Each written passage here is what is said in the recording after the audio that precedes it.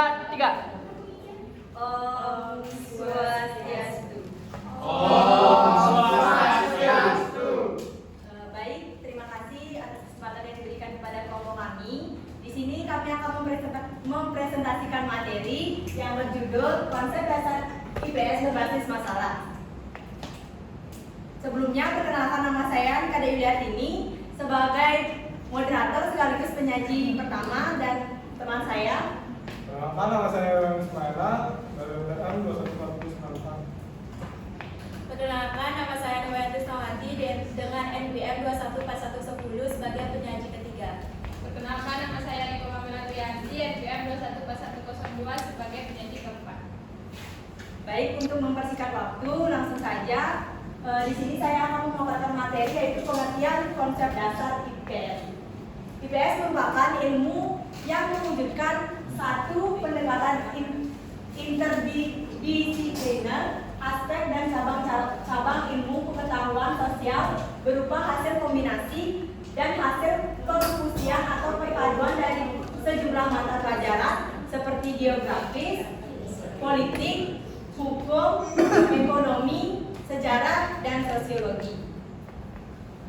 Pengertian pembelajaran berbasis masalah atau biasa disebut dengan problem based learning atau pembelajaran berbasis masalah adalah suatu model pembelajaran yang dimulai dengan menghadapkan siswa pada masalah nyata atau masalah yang disimulasikan. Pembelajaran berbasis masalah merupakan model pembelajaran yang berlandaskan paham konstruktivistik yang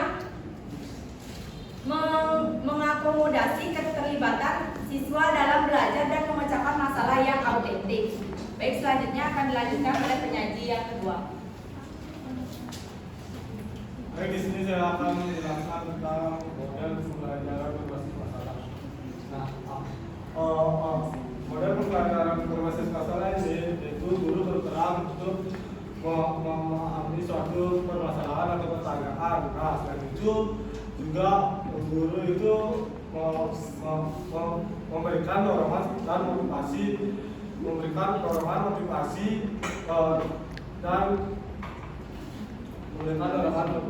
dan memberikan sarana dan prasarana belajar, dan itu juga fasilitas.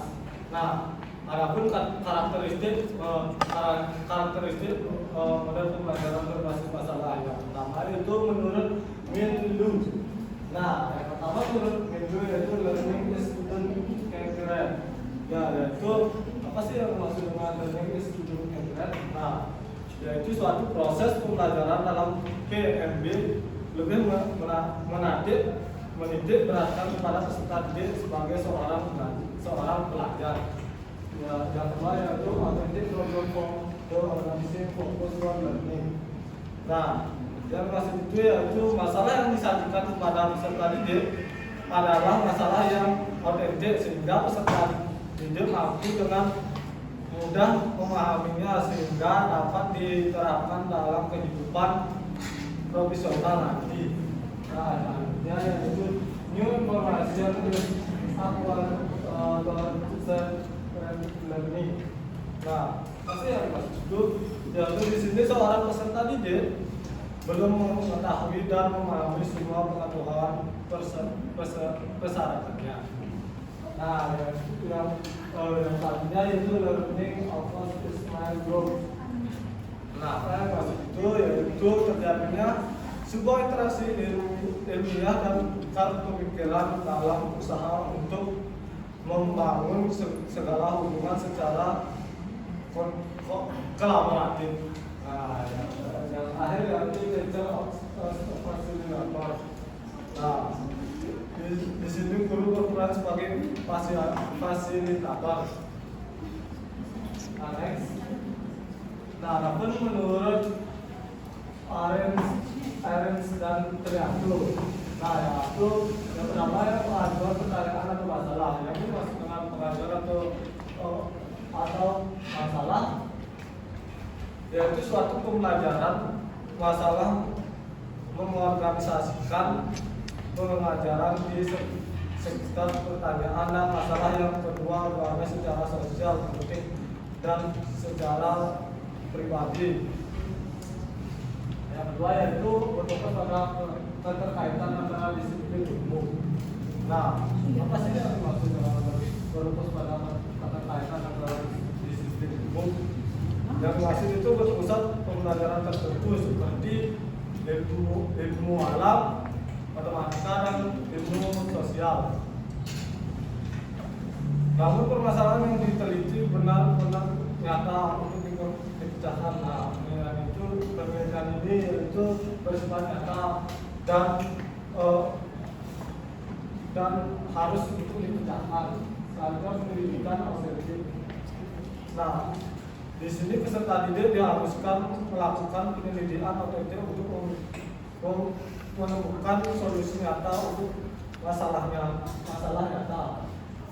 Yang selanjutnya itu menghasilkan produk karya dan pemahaman karya.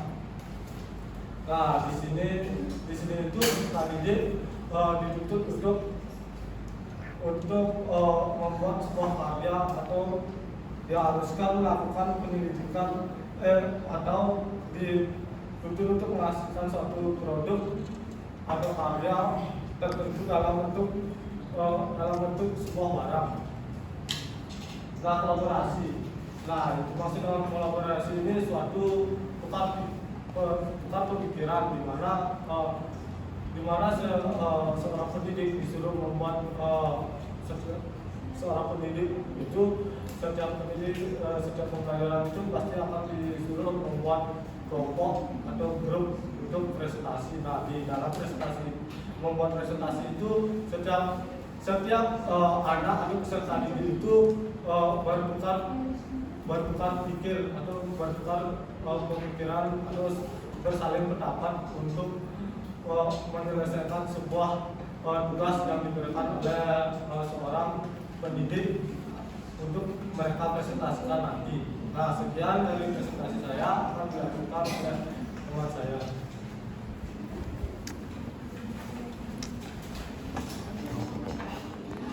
Baik, terima kasih atas kesempatannya. Di sini saya sebagai penyaji 3 akan melanjutkan presentasi dari penyaji 2 mengenai model pembelajaran IPS berbasis masalah beserta dengan bagaimana sih penerapan konsep dasar IPS berbasis masalah khususnya atau utamanya di sekolah dasar. Baik, yang pertama itu adalah model pembelajaran IPS berbasis masalah. Tadi juga sudah disampaikan mengenai beberapa pendapat bahwa karakteristik dari proses pembelajaran berbasis masalah ini sangat memiliki atau sangat berpengaruh terhadap bagaimana peserta didik belajar terkait dengan pembelajaran IPS. Nah, di sini menurut Ike Terketa itu merupakan mahasiswa pasca sarjana di Universitas Uniksa. Model pembelajaran berbasis masalah memiliki ciri-ciri yang sama halnya dengan menurut Arens dalam Trianto. Yang pertama, itu adalah mengajukan pertanyaan atau masalah.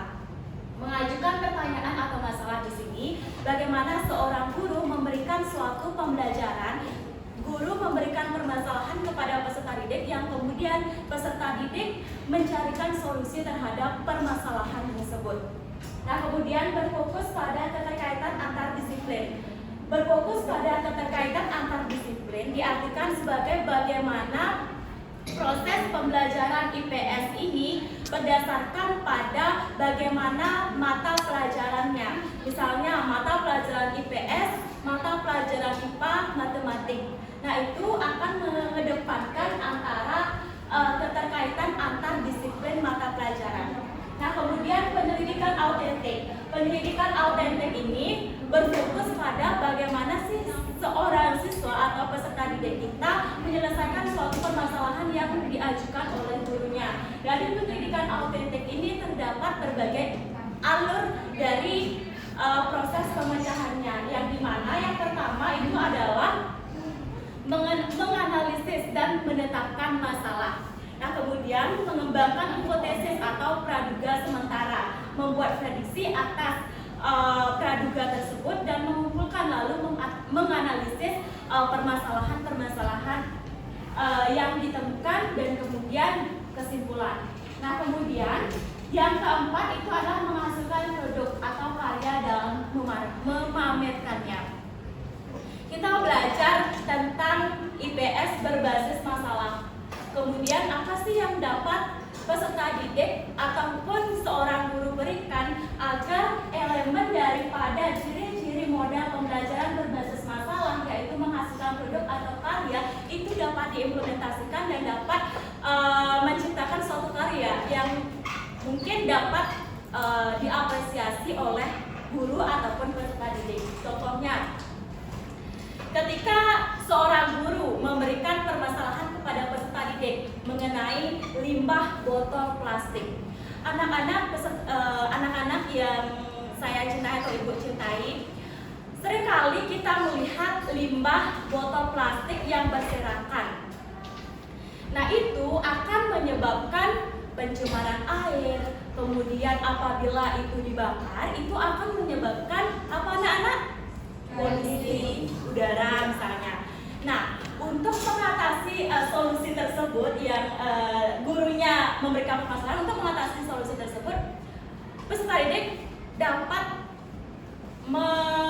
berpikir kritis terhadap permasalahan tersebut. Ternyata botol plastik itu apabila kita gunakan secara baik, maka akan menghasilkan suatu karya. Misalnya kerajinan dari botol bekas, itu kan bisa dijadikan sebagai bahan kerajinan. Nah, itu merupakan pembelajaran berbasis masalah sehingga menghasilkan produk atau karya untuk memamerkannya. Itu sebagai bahan apresiasi guru atas kerja keras siswa. Kemudian kerjasama, tentu tadi juga disampaikan kerjasama itu mengenai pembentukan kelompok di mana siswa satu sama lain itu belajar tentang artinya kerjasama, memecahkan masalah bersama sehingga dapat meningkatkan kerjasama ataupun kolaborasi peserta didik. Next. Nah, penerapan pembelajaran IPS berbasis masalah di SD dapat saya bacakan yang di depan. Dalam kehidupan kesehariannya di masyarakat, anak berhadapan dengan masalah ataupun tantangan. Nah, sekolah adalah salah satu wadah yang dapat digunakan untuk mempersiapkan anak didik dapat hidup di masyarakat. Pembelajaran di kelas seharusnya dirancang untuk memberikan latihan dan kemampuan kepada setiap peserta didik agar dapat menyelesaikan masalah yang dihadapinya. Nah, sebelum saya ke penerapan pembelajaran IPS, saya ingin bertanya kepada teman-teman, mungkin ada bayangan nggak contoh penerapan pembelajaran IPS di sekolah dasar? Apa sih yang mungkin kalian bisa berikan? Mungkin kalian berpikir berbasis masalah ini hanya sebatas meningkatkan berpikir kritis. Terus apa sih pembelajaran apa dan tema apa yang bisa diberikan kepada peserta didik agar dapat mengimplementasikan pembelajaran berbasis masalah di sekolah dasar? Mungkin masalah pada anak SD seperti tidak bisa beradaptasi. Berarti permasalahan yang tadi diajukan itu adalah permasalahan anak SD yang tidak bisa atau kurang bisa beradaptasi dengan lingkungannya. Nah, itu bisa dijadikan bahan bagi seorang guru. Misalnya banyak nih adik-adik dan kita semuanya yang kurang bergaul, misalnya yang sulit untuk beradaptasi antara teman satu dan lainnya. Nah, berikan dong solusi adik-adik dalam pemecahan masalah tersebut. Nah, itu kan berbasis masalah. Nah, bagaimana seorang siswa itu yang pertama mencari referensi. Ternyata ternyata kurangnya adaptasi atau kurangnya interaksi antara satu sama lain itu adalah masalah. Kemudian telah bersama. Bagaimana itu apresiasi, bagaimana itu adaptasi, kemudian bentuk-bentuk adaptasi, apa kegunaannya adaptasi. Nah, di sana terdapat telaah bersama antara kelompok A, kelompok B, dan kelompok C. Kemudian menarik kesimpulan dan dipresentasikan di depan kelas. Nah, itu merupakan salah satu bentuk daripada pembelajaran berbasis di sekolah dasar. Guru memberikan permasalahan kepada peserta didik memberikan solusi terhadap permasalahan tersebut. Nah, ini adalah pembelajaran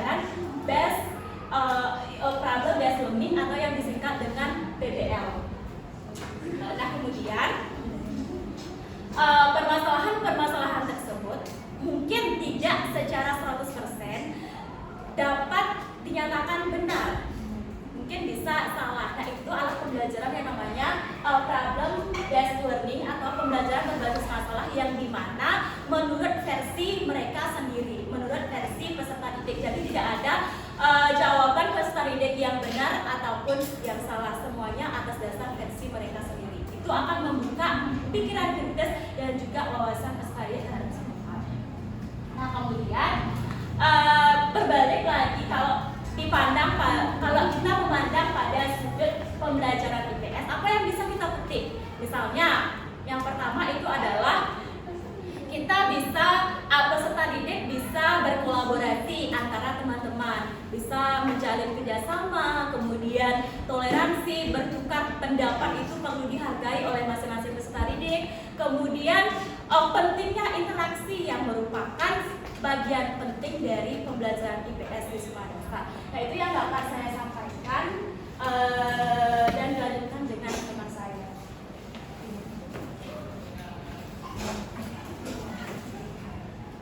Baik, di sini saya akan melanjutkan dari penyaji ketiga.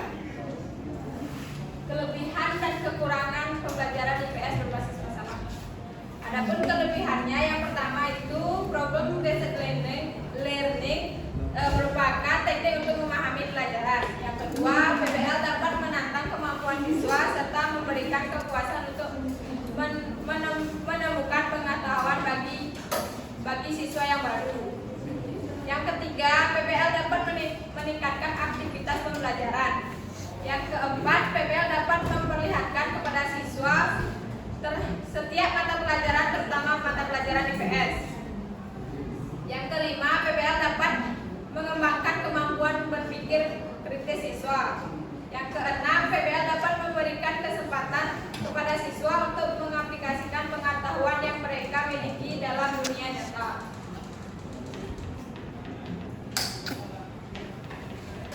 Kekurangan pembelajaran IPS berbasis masalah di SD. Yang pertama, siswa tidak memiliki minat atau tidak mempunyai kepercayaan bahwa masalah yang dipelajari sulit untuk dipecahkan. Yang kedua, keberhasilan model pembelajaran melalui PBL.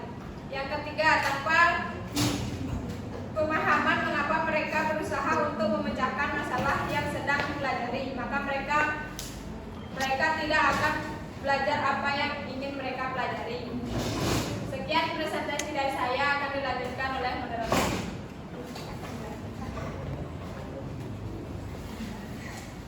Baik, karena pemaparan materi sudah selesai, kita lanjut ke sesi tanya jawab. Jika teman-teman ingin bertanya, dipersilakan.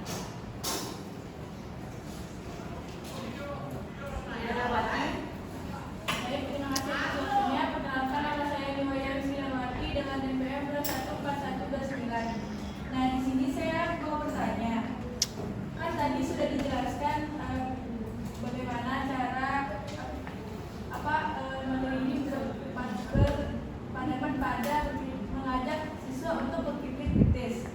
Nah, dengan masalah-masalah yang bisa dipecahkan.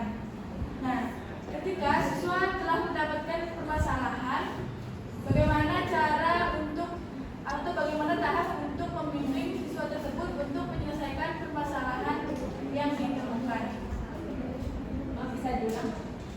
Bagaimana tahap atau cara untuk menyelesaikan permasalahan yang ditemukan oleh siswa?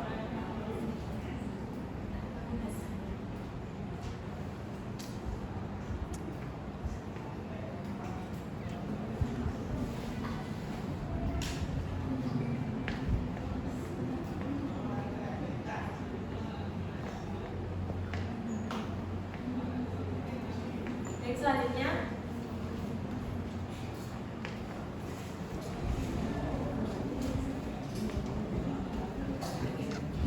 sebelum teman-teman, mohon maaf saya ambil alih dulu waktunya. Di sini saya akan menjawab dulu pertanyaan dari Narwati yang mungkin sangat berkaitan dengan materi kami. Sebelum teman-teman atau silakan teman-teman sebelum bertanya memikirkan pertanyaannya dulu. Pertanyaan Narwati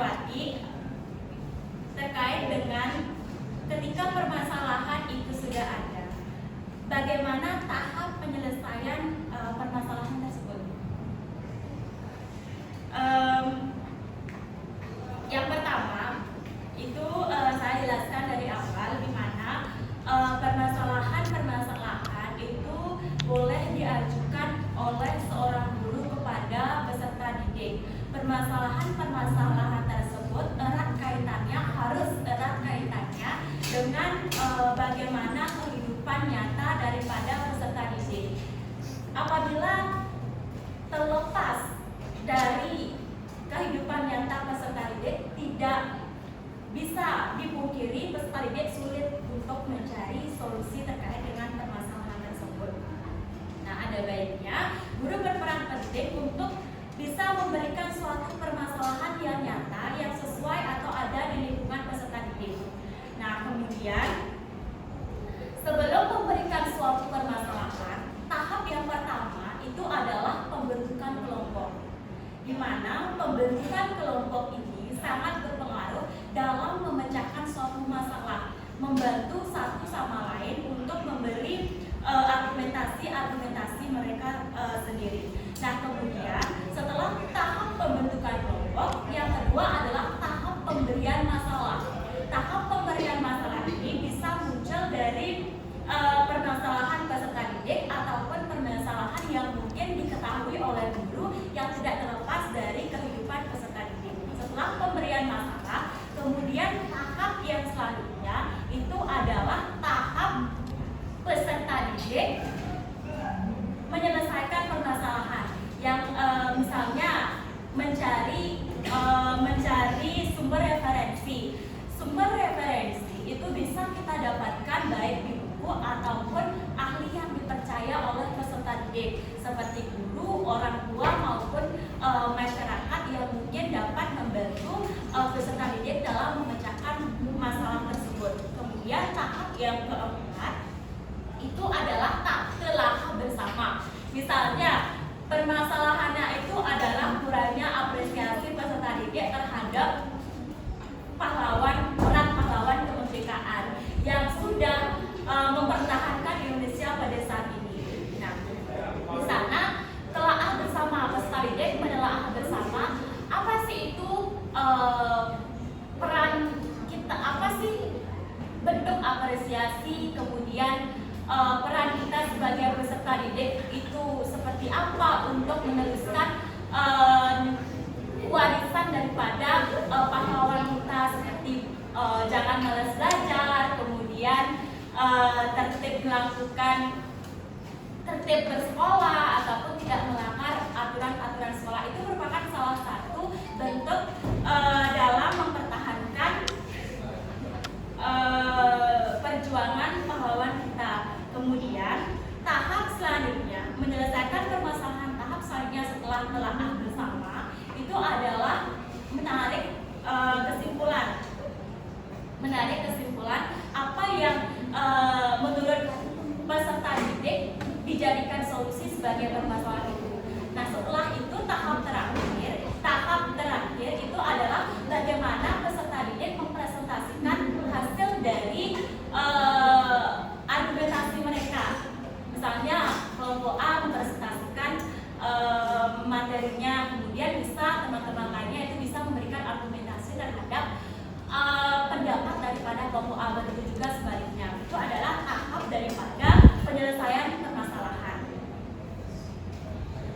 Nah, tidak terlepas juga dengan bagaimana perkembangan berpikir kritis siswa.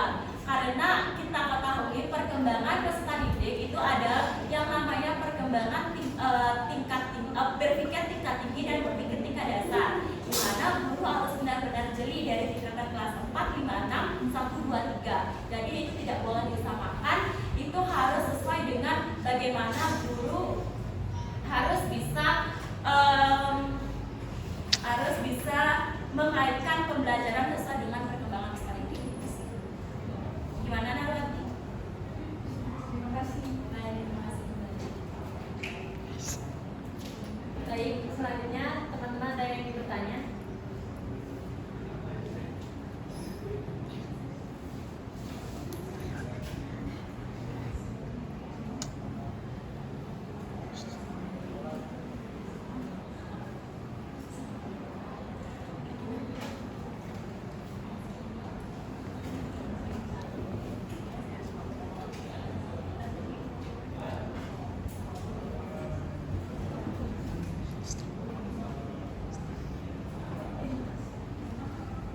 Mungkin teman-teman ada yang ingin bertanya? Ya, sudah. Wiwin, baik, terima kasih atas waktunya. Perkenalkan, nama saya Nilai Wilayanti, NPM 214108. Di sini saya ingin bertanya terkait seberapa relevankah pembelajaran problem based learning ini terhadap siswa di sekolah dasar, mengingat problem based learning ini identik dengan pembelajaran diskusi yang dimana menuntut kemandirian siswa, sedangkan siswa di sekolah dasar belum mampu untuk belajar secara mandiri tersebut, atau skillnya untuk berdiskusi itu belum yang berterasa. Kalau bisa dibilang seberapa relevan pembelajaran based learning ini terhadap di sekolah dasar.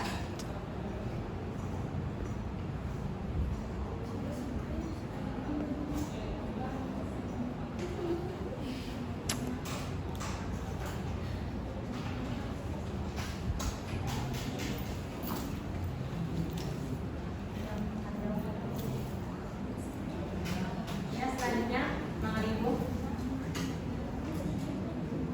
apa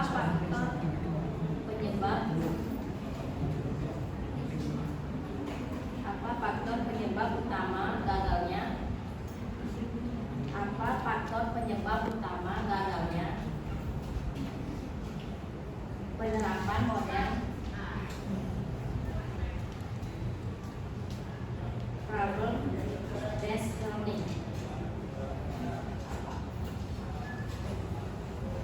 Baik, pertanyaannya Wiwin, seberapa relevankah pembelajaran based learning di sekolah dasar? Kemudian Mang Ribu, apa faktor penyebab utama gagalnya penerapan model pembelajaran based learning? Baik, teman saya, apakah dijawab langsung atau? Coba Mina, slide berikut, slide sebelumnya di kekurangan. Pertanyaannya Wiwin sama Mang Ribu itu yang pertama, Wiwin, seberapa relevankah pembelajaran based learning atau pembelajaran berbasis masalah di sekolah dasar? Menurut saya tergantung juga bagaimana peserta didik menyikapi terkait dengan pembelajaran berbasis masalah ini.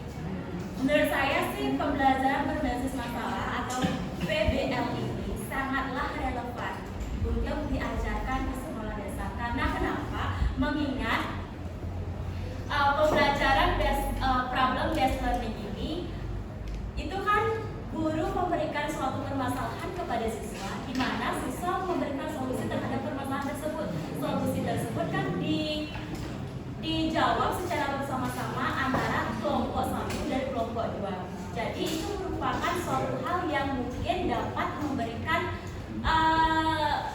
pembelajaran yang menyenangkan bagi peserta didik. Jadi tidak bisa dipungkiri pula PBL ini tidak dapat diaplikasikan pada pembelajaran lain, pada mata pembelajaran yang lainnya, karena pembelajaran PBL ini kan merujuk pada bagaimana sesuatu yang berkaitan dengan peserta didik, misalnya pembelajaran IPS, pembelajaran IPA, pembelajaran matematik, itu kan secara nyata sangatlah mudah untuk diberikan kepada peserta didik. Lain hal dengan pembelajaran lainnya yang sulit untuk diaplikasikan kepada peserta didik. Jadi kesimpulannya, pembelajaran PBL ini sangatlah relevan dalam hal menarik minat siswa atau menarik minat belajar siswa dalam sebuah forum pembelajaran. Nah,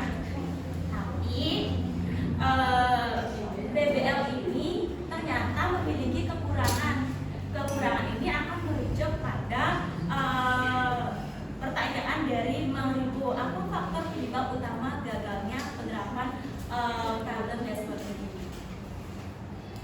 Nah, menurut seberapa relevankah itu adalah siapa yang menjalani atau siapa yang mengikuti pembelajaran dari problem based learning atau pembelajaran berbasis masalah.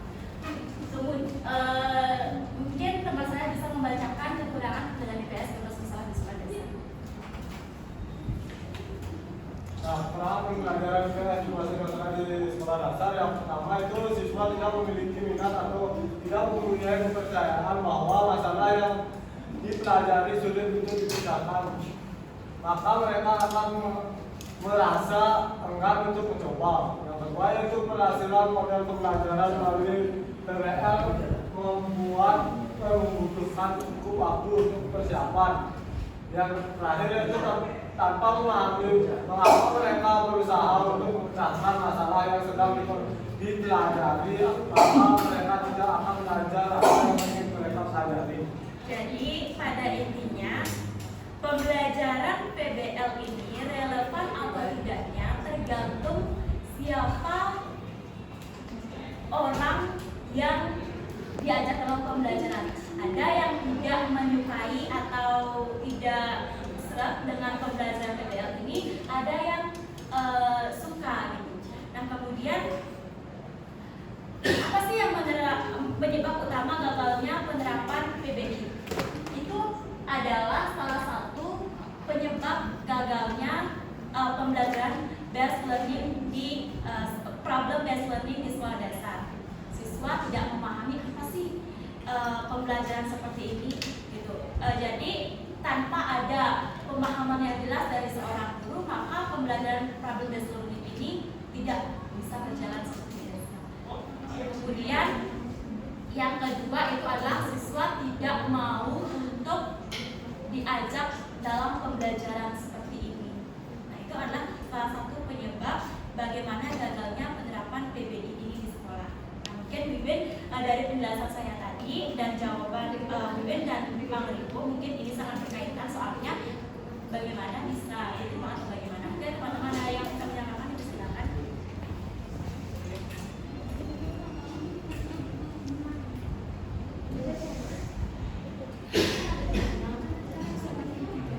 Baik,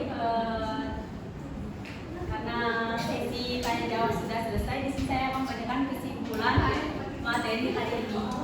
Konsep dasar IPS berbasis masalah merupakan model pembelajaran IPS yang dapat melatih dan mengembangkan kemampuan untuk menyelesaikan masalah yang berorientasi pada masalah otentik dari kehidupan aktual peserta didik untuk merangsang kemampuan berpikir tingkat tinggi. Dalam model pembelajaran ini, peranan guru adalah memberikan berbagai masalah, memberikan pertanyaan, dan memfasilitasi peserta didik dalam pemecahan masalah. Model pembelajaran IPS berbasis masalah adalah pembelajaran yang menekankan pada proses